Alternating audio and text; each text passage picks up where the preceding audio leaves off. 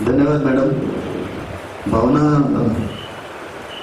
बरेच वेळा अडथळा निर्माण करतात आणि हा क्षण आहे असं, जसं मी सुरुवातीला सांगितलं की अत्यंत आनंदाचा, अभिमानाचा असा हा क्षण. परंतु कुठेतरी भावना पण असतात माणसाच्या, परंतु त्या भावनांना बाजूला सारून आपल्याला प्रॅक्टिकल राहावं लागतं, आयुष्यात पुढे जावं लागतं. देवळवार साहेबांना अनेक सन्मान, अनेक पुरस्कार मिळाले. एक्सलंट इंजिनियर अवॉर्ड त्यांना मिळालं, राष्ट्रीय सेतू पुरस्कार मिळाला, महाराष्ट्र गौरव पुरस्कारांनी त्यांचा गौरव झाला. परंतु मला असं वाटतं की या सर्व सन्मान आणि पुरस्कार जे त्यांना मिळाले त्यापेक्षा सर्वात मोठा सन्मान आणि पुरस्कार जी लोक, जी माणसं त्यांनी जोडलेली आहे, त्यांचं जे प्रेम आणि आपुलकी त्यांनी मिळवलेली आहे, तो सर्वात मोठा असा त्यांचा सन्मान आहे. आणि हा दिवसेंदिवस अजून वाढत जाणार याच्यात काहीच शंका नाही.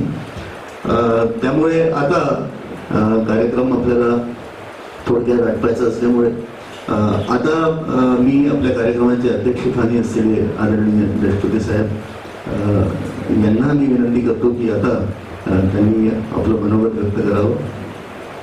देशपुते साहेब. उपस्थित सर्व माझे सहकारी बंधू भगिनी, त्या टाइम टेबल मध्ये देवळवार साहेबांना मला दोघांनाही 5-5 मिनिटं दिली आहेत, पण माझ्याकडची 3 मिनिटं मी त्यांना अधिकची देत आहे. माझ्याकडे सध्या तरी बोलण्यासाठी फार काही नाहीये, परंतु मी एक निश्चित सांगतो की आपण साहेबांना जेवढं 3 वर्ष किंवा 3.5 वर्ष जवळून पाहिलं त्यापेक्षा जास्त कालावधी आम्ही बरोबर काम केलेलं आहे. साहेबांचे जेवढे गुण तुम्ही सांगितले त्याच्या पलीकडे खूप काही गुण आहेत, पण आता वेळ कमी असल्यामुळे मी ते सांगू शकत नाही. आम्ही सुद्धा नाशिक जिल्ह्यात फार मोठे मोठे कार्यक्रम, मोठे मोठे सोनिया गांधींपासून चीफ जस्टिसचे उद्घाटनापर्यंत जे कार्यक्रमाला कोणी यायला घाबरायचे ते कार्यक्रम आम्ही पूर्ण करून यशस्वीरित्या पूर्ण करून दाखवलेले आहेत. तर ह्या प्रादेशिक विभागात मी पहिल्यांदाच येत आहे, त्यामुळे कदाचित आपल्याला माझी कल्पनाही नसेल आणि आपल्याबद्दलही मला अजून फार समजायला वेळ लागेल. फक्त मी सर्वांना एवढीच विनंती करेल, मलाही साहेबांसारखं सहकार्य करा, जेणेकरून प्रादेशिक विभागाचं नाव जे आहे ते त्याच आपल्याला उंचीपर्यंत नेणं शक्य होईल. अर्थातच देवळवार साहेबांसारखं काम किंवा त्यांच्या उंचीपर्यंत काम महाराष्ट्रात कोणी करू शकणार नाही ती मला खात्री आहे. तरी पण आपण एक प्रयत्न नक्कीच करूया त्यांच्या मार्गदर्शनाखाली. साहेबांना पुढील भविष्यासाठी मी भरभरून शुभेच्छा देतो. पुढच्या आठवड्यात बहुतेक सरांचं रेग्युलर प्रमोशन पण होऊन जाईल. आपल्याला ते पुढच्या आठवड्यात कार्यक्रम ठेवायची इच्छा होती, पण वेळेअभावी आणि या सगळ्या परिस्थितीमुळे आपल्याला ते थोडंसं आधी घ्यावं लागलं. परंतु प्रमोशन झालेले असं गृहीत धरूनच आपण सगळ्यांनी त्यांना शुभेच्छा दिल्या आहेत. मी पण शुभेच्छा देतो. धन्यवाद. निश्चितच उत्तम कार्य करेल याच्यात काही शंका नाही. मित्रांनो, जेव्हा एखादी म्हणजे पदोन्नती किंवा मोठं पद हे मिळत असतं तेव्हा तो आनंदाचा क्षण निश्चितच असतो, परंतु या आनंदासोबत एक जबाबदारी सुद्धा त्याच्यात जोडल्या गेलेली असते आणि ती जबाबदारी मुख्य असते, ती पार पाडणे हे जास्ती महत्त्वाचं असतं. आणि अशा या भूमिकेत आज देवळवार साहेब आहेत. कार्यालयातील साधा सफाई कर्मचारी असो किंवा शासनाचे मोठे मंत्रालयातील अधिकारी असो, मंत्री असो, सर्वांना सोबत घेऊन अशा प्रकारे त्यांनी कार्य केलं आणि आता एका मोठ्या पदावर ते जात आहेत. मोठी जबाबदारी त्यांनी स्वीकारली आहे.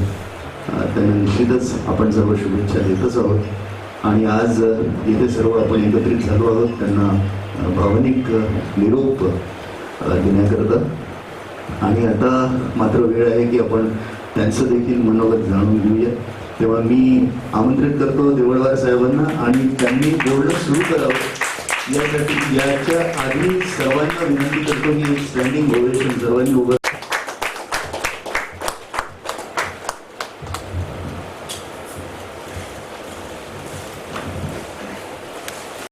आणि ऑनलाईन म्हणजे आपले मित्र आहेत त्या सर्वांना पहिल्यांदा माझा नमस्कार.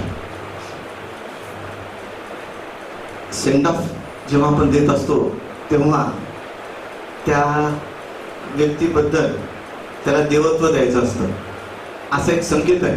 म्हणजे रावणाचं सेंड ऑफ दिलं असतं तरी त्याला सुद्धा छानच म्हणलं सगळ्यांनी.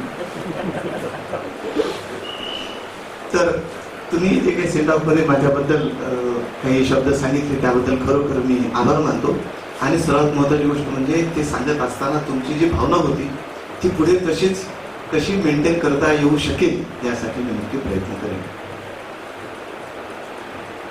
सर जेव्हा आता साहेब म्हणाले किंवा सगळेजण आपण एकत्र थोडं येऊ, तर अडचण ही होती की कोविडच्या या प्रसंगामध्ये सर्वांनी एकत्र येणं हे कठीण आहे, ते पॉसिबल नाही.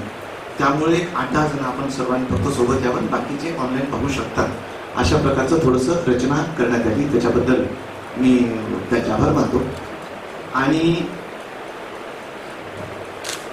2-3 गोष्टी या सेंड ऑफच्या निमित्तानं सांगतो, कारण साहेबांनी मला 2 मिनिटं त्यांचे पण दिले आहेत, त्यामुळे आता 5-7 मिनिटं बोलायला संधी घेतो. तर मला आपल्या रिजनमध्ये काम करताना एक गोष्ट खूप चांगली दिसून आली, ती अशी की आपल्या रिजनमध्ये as compare to all other regions तक्रारीचं प्रमाण अतिशय कमी आहे. प्लस ज्या तक्रारी आहेत त्या तक्रारी सुद्धा गंभीर अतिभ्रष्टाचार केलेल्या किंवा असे असतात तशा प्रकारच्या तक्रारी नाही. तर ही गोष्ट कोणी एक व्यक्ती करू शकत नसतो, ही एक सामुदायिक जबाबदारी आहे. आणि ज्या वेळेस ओव्हरऑल सामुदायिक वर्तन हे चांगल्या प्रकारचं होतं त्याच वेळेस तक्रारीचं प्रमाण कमी होतं. आणि त्यासाठी मी आपल्या रिजनचे सर्व अधिकारी, कर्मचारी, कंत्राटदार आणि आपलं नॉन टेक्निकल स्टाफ या सगळ्यांचे पहिल्यांदा मी अभिनंदन करतो, आभारही मानतो आणि कौतुक करतो. Because our team deserves that.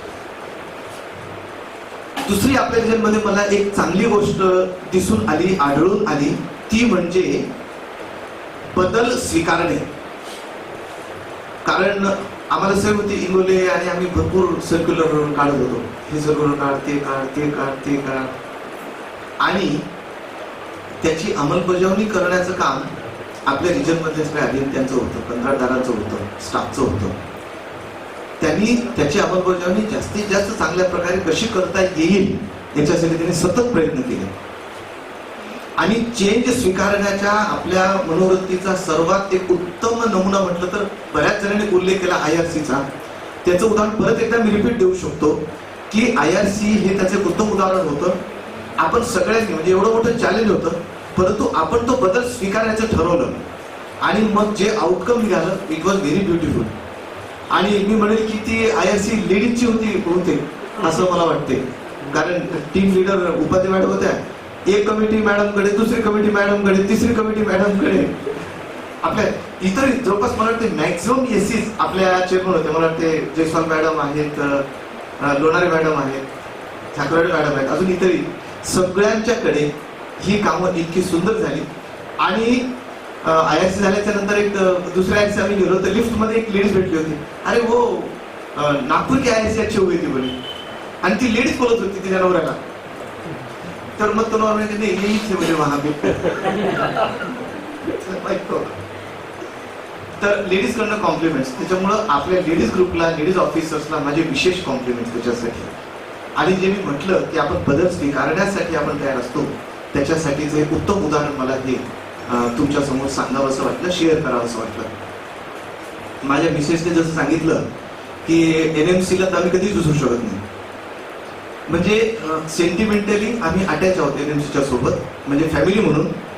आणि एका वेगळ्या परिस्थितीमध्ये NMC मध्ये मी गेलो होतो आणि त्यावेळेसची आमची मानसिकता, सगळ्यांचा आमच्याकडे बघण्याचा दृष्टिकोन, त्याच्यानंतर झालेला निग्लिजन्स, झाले आरोप आणि त्यानंतर तिथे आमचं मिळालेलं आम्हाला प्रेम आणि तिथलं आउटकम हे कधीच विसरू शकत नाही. समजा इव्हन आमच्या घरगुती सगळ्या कार्यक्रमामध्ये NMCचे सगळे जण समाविष्ट राहायचे, घरासारखं पूर्णपणे.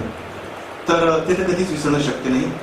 दुसरी महत्वाची गोष्ट म्हणजे NMC मध्ये मला जी शिकायला मिळाली ती अशी की आपण पहा, PWDचे अभियंते आपण जेव्हा बाहेर काम करतो तर जनरली आपण रस्ते आणि इमारती हा आपला फोकस पॉइंट असतो, परंतु याचा ओव्हरऑल इन्फ्रास्ट्रक्चर मध्ये तो कॉम्पोनंट कसा ऍक्ट होतो याचा जो ओव्हरव्ह्यू आहे, एन्व्हायरमेंटल पर्स्पेक्टिव्ह असो, सामाजिक दृष्टिकोन असो, आपण जे ऍसेट तयार करतो त्याचा लोकांना कशा प्रकारे उपयोग होतो, ते बघण्याचा दृष्टिकोन असतो. त्याच्याकरता DC रोड्स कसे असतात, त्याला एका वेगळ्या अँगलने लोक कसे पाहतात आणि आपण जे काही समाजाला देतो, समाज त्याचा उपयोग कसा करतो, याचा दुवा म्हणून कॉर्पोरेशनवर शिकायला मिळालं. आपल्यापैकी बरेच जण डेप्युटेशनवर काम करतात.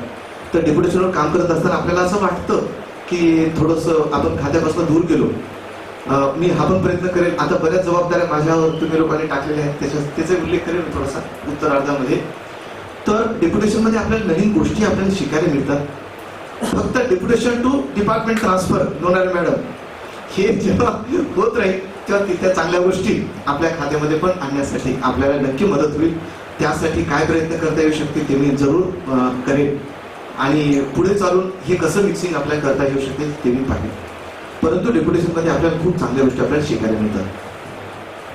आता पदोन्नती होऊन आमची बॅच पदोन्नत होते आहे, त्यामुळे त्यांच्यासोबत माझी पण पदोन्नती होईल अशी मला आशा आहे.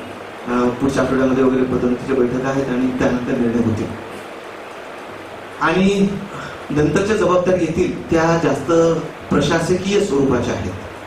आतापर्यंत जी जबाबदारी होती ती तांत्रिक स्वरूपाची होती आणि माझी तर अशी सगळ्यांनाच विनंती आहे की आपण खात्याने स्वीकार केलेलाच आहे की chief engineer is highest technical authority.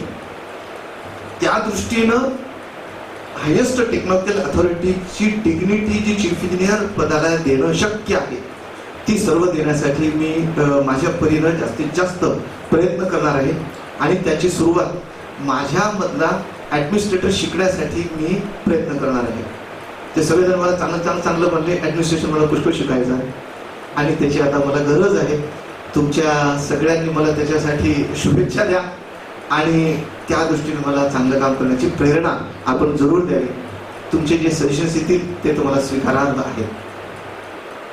आपलं खातं 3 पर्यायावर चालू आहे. एक, आपण तांत्रिक अधिकारी आहोत. दुसरं आपले अतांत्रिक अधिकारी आणि कर्मचारी